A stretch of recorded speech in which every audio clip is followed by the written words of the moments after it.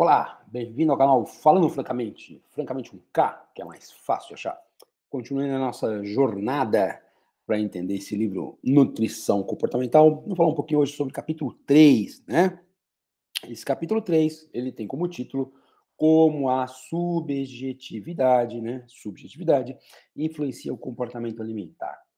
Então, basicamente, o que a gente vai falar aqui, né, e que é o que o capítulo fala, ele vai dizer como aspectos da cultura, das relações iniciais da vida, da sociedade e tal, elas vão se incorporando, né, na nossa forma de entender e sentir a alimentação, né? Até que chega num ponto que nós temos um conceito aí chamado mentalidade da dieta, que é uma expressão, vamos dizer assim, tem uma definição, mas seria uma expressão ruim, né? Uma polícia, um controle externo, imposições do que é certo, que é errado, em termos de alimentação, alimento bom, ruim, corpo certo, corpo errado, e que isso vai levar as pessoas a distúrbios alimentares, a problemas alimentares, né? Porque o capítulo comenta, logo no seu início, que entender, para poder combater essa tal mentalidade da dieta, é o primeiro passo para a gente fazer o comer intuitivo, que é outra parte no capítulo 14 do livro, né? Então, ela fala volta a tocar nos conceitos de fome, saciedade, e diz, olha, ninguém mais, em função essa agenda cultural que é imposta sobre nós, ninguém mais come conforme sente fome, ninguém mais sabe a hora, quando, enfim, ela vai falando aqui. Então, a primeira coisa que ela fala é o que é a subjetividade, né? Que é o modo como as pessoas constroem seu mundo interno, composto por emoções, sentimentos, pensamentos, sejam eles conscientes ou inconscientes. Como instalam opiniões e desenvolve crenças e valores que influenciam diretamente o comportamento alimentar. Né? E se a gente lembrar lá do capítulo 2, comportamento alimentar é o ato de comer, como os comemos, né, no capítulo 2. Então, aqui ela está falando da forma que nós formamos a nossa concepção de mundo, né, com pensamentos conscientes e não conscientes, emoções, como a gente, a partir desses pensamentos, cria, né, estabelece conceitos e crenças e valores sobre o comportamento alimentar. Ou seja, reforçando um pouco o que ela fala no 2, quer dizer, comportamento alimentar assim, está relacionado com as formas de comer o alimento, né, com a forma de comer, mas ele vai ser muito influenciado por particularidades do ambiente, do indivíduo, da particularidade da própria característica do indivíduo, e por aí vai. Então ela fala assim, ó, que a subjetividade é construída desde as primeiras relações familiares e leva em conta aspectos inatos, constitucionais, né, do indivíduo, relacionais, implica em intersubjetividade, né, contato e relacionamentos, na forma como nós incorporamos a cultura. Ou seja, esse segundo parágrafo aqui meio que reforça o meio que está dentro da definição de subjetividade, né? Ou pelo menos a forma que a subjetividade é determinada, tá? Então ela fala, como eu já falei, a mentalidade direta é o primeiro passo para lidar com aquela coisa do comer intuitivo, para poder seguir corretamente, seria o bom comer intuitivo, né? Aí ela começa a falar da psicogênese infantil e cultura alimentar, né? Então aqui ela cita Freud, Klein, Lacan, cada um deles tendo uma forma diferente de tratar com o seio, a criança, a mãe, nessa relação intermediada pelo seio, e como ela entende isso, cada um com a sua ótica, né? Como ela entende isso como uma frustração, né? No atendimento do seu desejo, na dependência, no ódio, na raiva, e cada um deles vão ter diferentes ideias lá do desmame, né? O Freud, por exemplo, falava da oralidade, necessidade do prazer, Melanie Klein, se não me engano, né? O desmame, ele tinha a ideia de gratificação, avidez em relação ao seio, né? O Lacan, aspectos da cultura do desmame. Então, cada um falou um pouco dessa coisa do desmame, mas, enfim, botando o ser humano no seu momento inicial, na sua infância, né, nos seus primeiros momentos ali, se amamentando diretamente do corpo da mãe, e isso estaria criando uma série de emoções, de padrões, né, que essa criança vai expressar depois, vai continuar formando logo numa fase da vida, mas vai se expressar depois, né. Então, ela fala do vínculo da criança que se estabelece na mãe, né? Mas que não é só isso, porque a mãe, ela está numa cultura, ela tem uma forma de pensar, tem uma forma de agir, uma forma de proceder. Então, ainda que ela esteja biologicamente fornecendo o seu leite, ela já está passando algumas coisas, até inconscientemente, de como é que o pessoal fala, como é que toca gaita, né? Como é que toca gaita aqui nesse ambiente? Ela já está passando isso para a criança, né? Então, aí ela fala, ó, comer é um ato sociocultural, né? Que vai sendo passado para o bebê, que pode ser visto nos conhecimentos sobre culinária, nas receitas, nas formas de preparar o alimento, né? E aí ela vem para uma parte histórica, né? Ela fala assim, que a alimentação sempre foi ligada por exemplo, a religiosidade, né? E aí, ao meu entender, pelo que parece, ela tenta enfatizar o aspecto ruim, que é a mentalidade da dieta, que é uma coisa ruim, negativa, como um atraso, como algo que não deveria acontecer. E que isso é uma coisa moderna, né? Mas, assim, ela quer dizer assim, ele acontece por questões de modernidade, mas as mesmas forças, vamos dizer assim, os mesmos causadores, fatores determinantes, que seriam ligados, vamos dizer assim, não ao racional, né, já estariam presentes. Então, por exemplo, ela diz assim, né, basicamente ela começa essa parte dizendo assim, bem, então acho que ela veio para cá, né, psicogênese infantil a gente falou, aí ela vai falar da mentalidade direta. Ela fala assim, bem, numa sociedade nossa, moderna, onde a gente vive no estado laico, né, onde existe a ciência, não era para acontecer coisas como aconteceu no passado. Bem, aí acho que os autores aí, né, que eu nem falei, perdão, né, nem falei que é a Marlia Varenga, que a gente falou, que já apresentou, professora doutora, nutricionista, a Fernanda Tinnerman, que é nutricionista, e a Luciana Menucci, Luciana Menucci, que é psicóloga. Então, aí, a meu entender, ela já usa um termo assim meio, né, muito comum de interpretação do uso do termo laico, porque laico não é um estado sem religião. Laico é um estado no qual as pessoas têm liberdade de seguir suas religiões, né? Um estado laicista seria um estado sem religião. Mas a ideia é essa, né? Então ela fala assim, bem, o estado é laico, né? Então, se o estado é laico, que é separado da religião do Estado, que a gente tem valorização do conhecimento científico e tal, não era para ter algumas coisas como aconteciam no passado, né? Então, e aí ela fala assim, por exemplo, né? Nossa vida hoje não deveria ser ditada por ditames culturais, religiosos, rituais alimentares, nada, né? E ela fala que a antiguidade foi o palco, né? Que na antiguidade não tem essa separação do Estado com a igreja, e elas dizem que a antiguidade foi o palco para você ver muitas dessas coisas, né? De grupos usando a questão da alimentação e religiosidade, né? Ou seja, um aspecto emotivo, não tanto um aspecto que se induz a entender no texto do racional, do científico, né? Da não, vamos dizer assim, cair na superstição, né? Vamos dizer assim. Então, claro que isso aqui eu entendendo, né? Então, ela fala, por exemplo, dos diferentes rituais. Então, ela fala da Grécia. Aquele exemplo tem até no filme 300, né, quem assistiu, do jovem que vai passar, jovem homem que vai passar da idade de criança, né, adolescente para a idade adulta, que não existe a puberdade, mas o fim da adolescência é uma questão imposta socialmente, né? E aí a ideia era esses jovens irem para as regiões fora da cidade, onde eles tinham que passar um certo tempo lá sozinhos, sem auxílio nenhum, sobreviver com animais selvagens, tal, sem, né, assim, comendo carne crua, só podia se alimentar de coisas cruas. E aí elas dizem que ele só poderia voltar a se alimentar de alimentos cozidos, né, o fogo representando aí a socialidade do homem, domínio sobre o alimento, quando ele voltasse e fosse estabelecido como um homem. Ela aproveita e fala do mito do Prometeu, da questão dos mitos, né, que Prometeu foi lá, acabou favorecendo o homem, roubando fogo, e aí cita que a questão do fogo acabou sendo muito importante para maior disponibilidade de proteínas, etc. Então ela fala. Ou seja, ela vai criando aí contextos, ideias para dizer o quanto o alimento sempre esteve envolvido com a cultura, né? E então aí ela fala, por exemplo,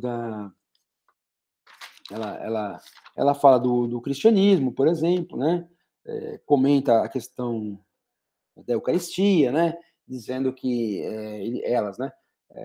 Que você faz uma ingestão simbólica do corpo de Cristo, que não é bem simbólica para os católicos, né? Ela é de fato a ingestão do corpo do Cristo, porque é da fé do católico, mas enfim, são detalhes, né?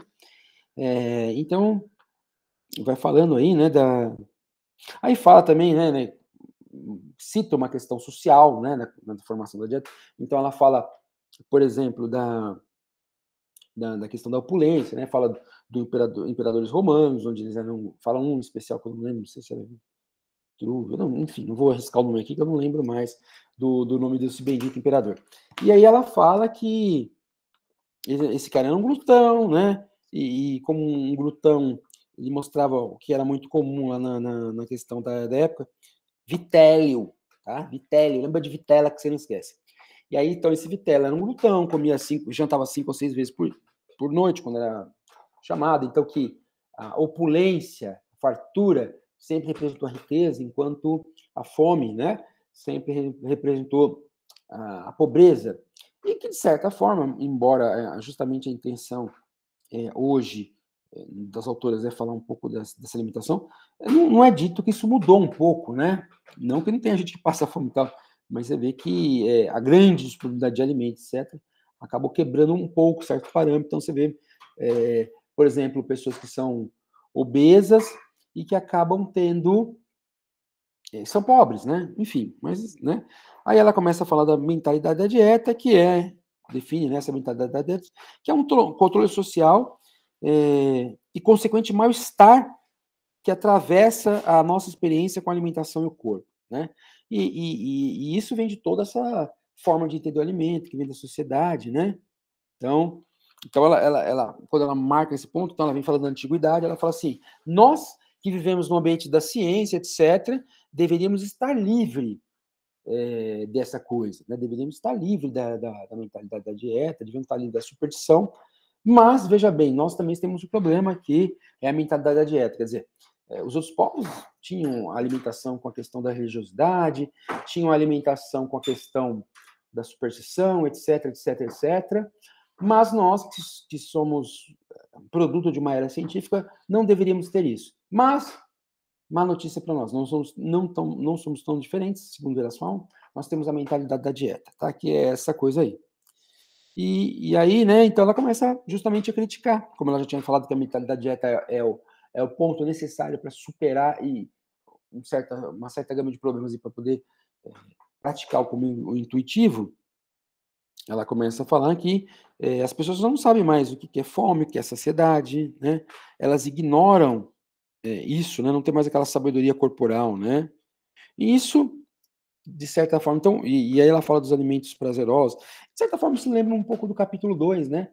Onde ela dá a entender, a Marlia, ela é autora do capítulo 2 também, Marlia Valenha, onde ela dá a entender que os alimentos mais palatáveis, mais prazerosos, eles podem ser usados de certa forma para quebrar essa relação de sentir fome, que é aquela fome normal, que ela fala no capítulo 2, né? A fome fisiológica, da fome hedônica, que é o prazer. Então aqui ela volta, mas não faz mais essa distinção que ela fez no capítulo 2 da fome e da fome hedônica, que é o prazer, né? Que seria, na verdade, o apetite que está ligado ao prazer, seria a fome hedônica, mas ela comenta que nós não temos mais os sinais, né? Em busca disso. Então, essa mentalidade de dieta aí, né, está envolvida com questão científica, muitas informações científicas, ideia de beleza, crescimento da produção industrial, da massificação da cultura, massificação dos alimentos, da cultura, ou seja, é um pacotão que vem das diferentes influências do indivíduo e cria uma forma dele ver a alimentação, que vai influenciar na sua alimentação e na sua própria corporeidade, na forma como ele vê o seu corpo, porque essa forma de ter um corpo, sei lá, um corpo magro, etc, etc, é parte do pacote daquele que é determinada pela mentalidade da dieta, tá? Então aí ela diz que, olha, como é que você vai comer com prazer, como é que você vai comer intuitivamente se você come já com uma série de comandos aí que você tem que fazer, né? Então ela critica lá, não sabemos a hora de comer, não sabemos escolher alimentos livre e espontaneamente, né? Não sabemos escolher alimentos de livre e espontânea vontade, não sabemos quando você tem fome. E ela fala, ó, comer se tornou um ato desconectado dos sinais internos que deveriam, que regulam, né? Quer dizer, a gente não tem mais aquele contato. Então, quer dizer, né, embora eu não fale isso, mas dá para entender que senão esse ambiente cultural, esse meio social, esses conteúdos, essas cognições, essa mentalidade de dieta, nos desconecta de nós mesmos, né? Então, aí ela fala dessa coisa, né?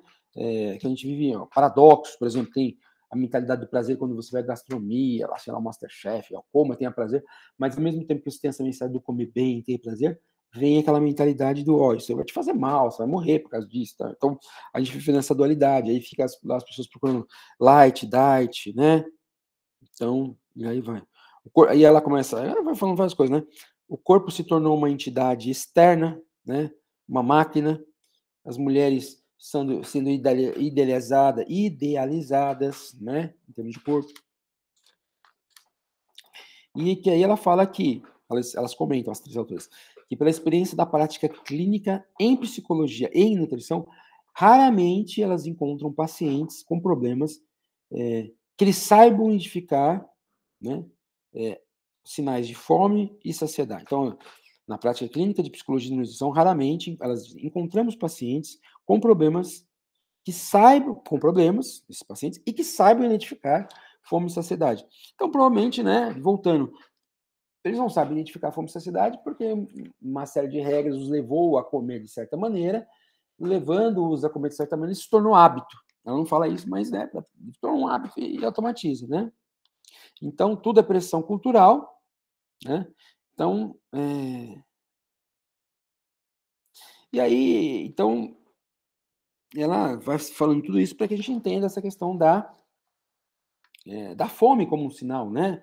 Fome e saciedade como sinais que virão ajudar-nos a controlar a alimentação, e não essas imposições idealizadas, né? Aí, isso foi eu que pensei, uma curiosidade, né? Eu faço esses vídeos para aprender, para ler, ver os outros vídeos, também para ficar... E me veio uma ideia, né? A ideia que eu tive, que eu pensei assim, será que houve realmente alguma época na humanidade onde que fome e saciedade realmente foram forças que nos conduziram a uma boa alimentação?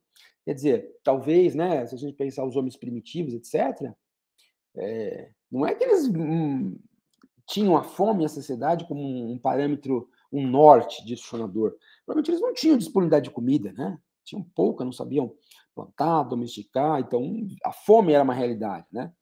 Então, quer dizer, se a gente pegar um pouco que fala no capítulo 2, capítulo 3, o comer intuitivo, então, o comer, pensando nos sinais internos, é o que relata aqui que a gente não tem mais, a gente não pode perder também a noção de tudo que elas estão ensinando, os autores estão ensinando a gente nesse livro, e esse comer intuitivo também, por implicação, ele vai ter que gerar procedimentos para a gente, vai ter que nos dar formas de entender e gerar procedimentos para que o comer correto, o comer intuitivo também venha no prazer, né?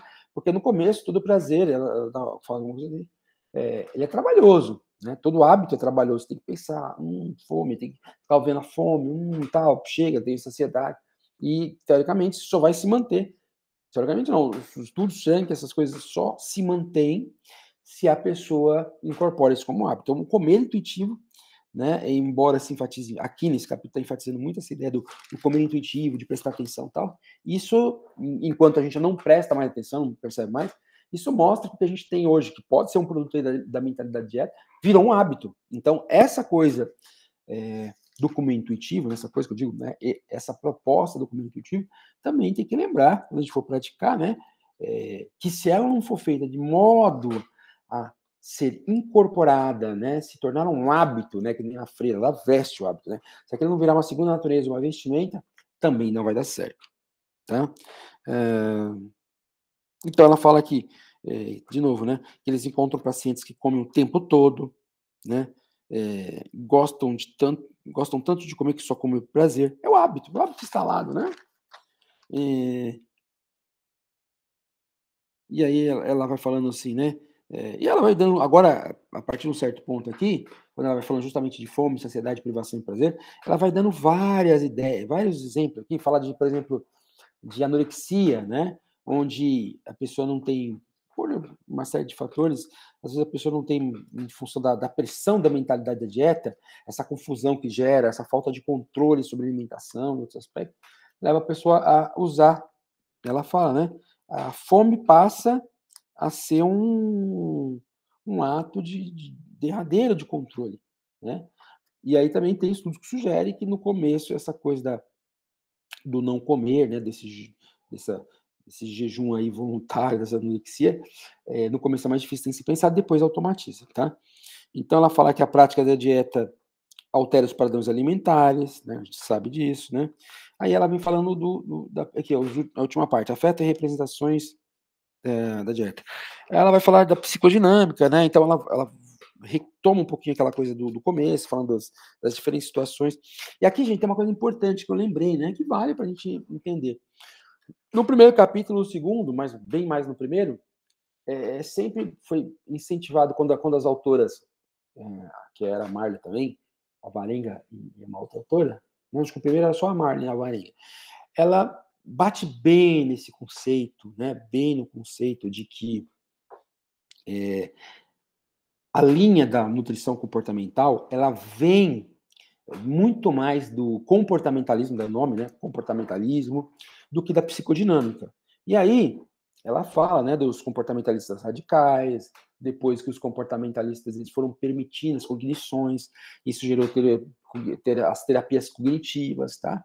Mas se você reparar, e isso é uma coisa que eu também pensei, lembrei, eu acho que vale a pena dividir, é que tanto no começo do capítulo como agora, as autoras passam o tempo todo falando de psicodinâmica, ou seja, para você usar a ideia do capítulo aí, né, que é como a subjetividade influencia o comportamento alimentar, ou seja, como as nossas emoções, pensamentos, nossos aspectos subjetivos, eles determinam a nossa alimentação, né, nos tornam suscetíveis a coisas como a mentalidade dieta.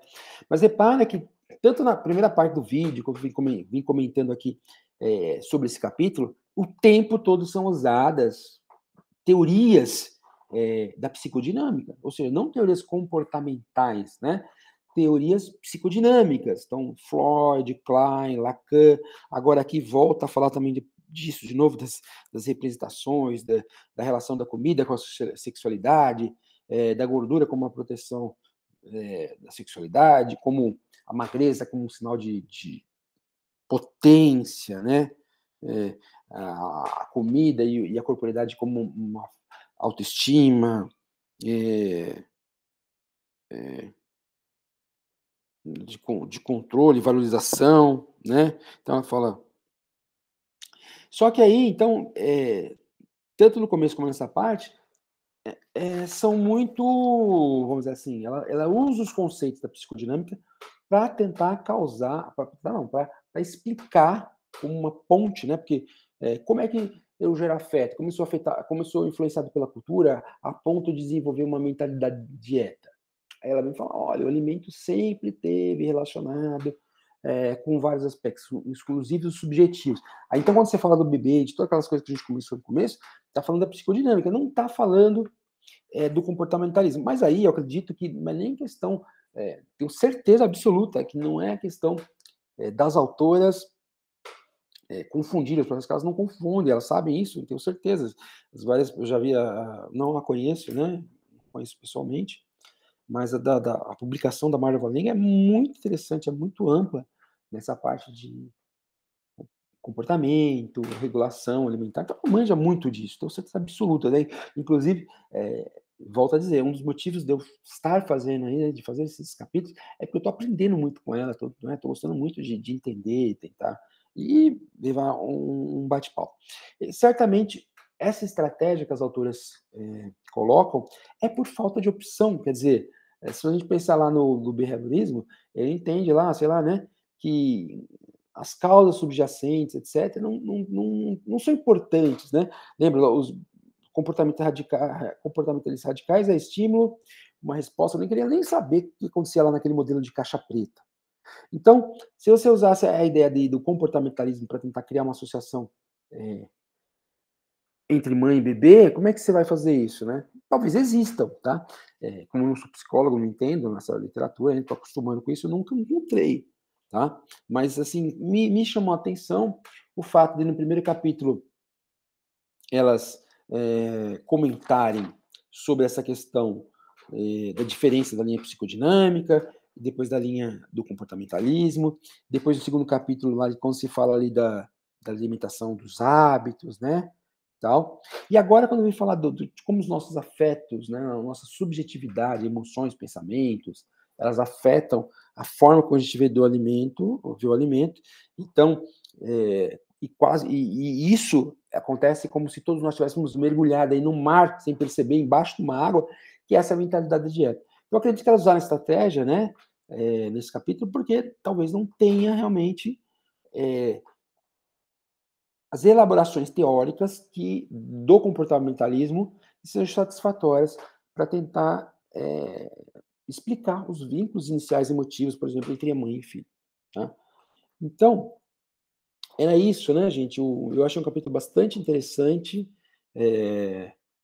bem, de novo, né, mais um acréscimo aí, mas ela já, nesse capítulo, ela já vai preparando, né? Claro, o primeiro e o segundo, ela dá definições, né?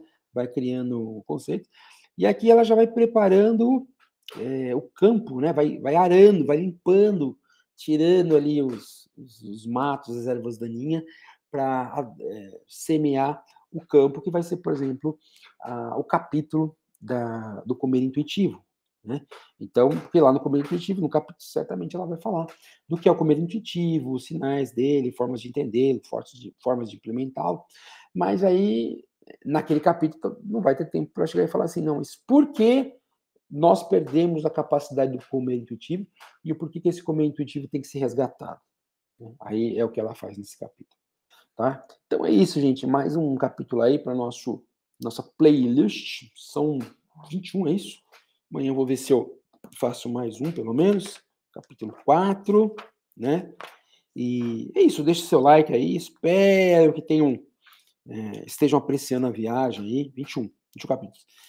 Assim como eu estou apreciando, tá? Deixa aí seus comentários, curtam, chame aí toda a sua família, seu cachorro, todo mundo aí para colaborar com o canal, tá ok? Um grande abraço, até mais, tchau, tchau.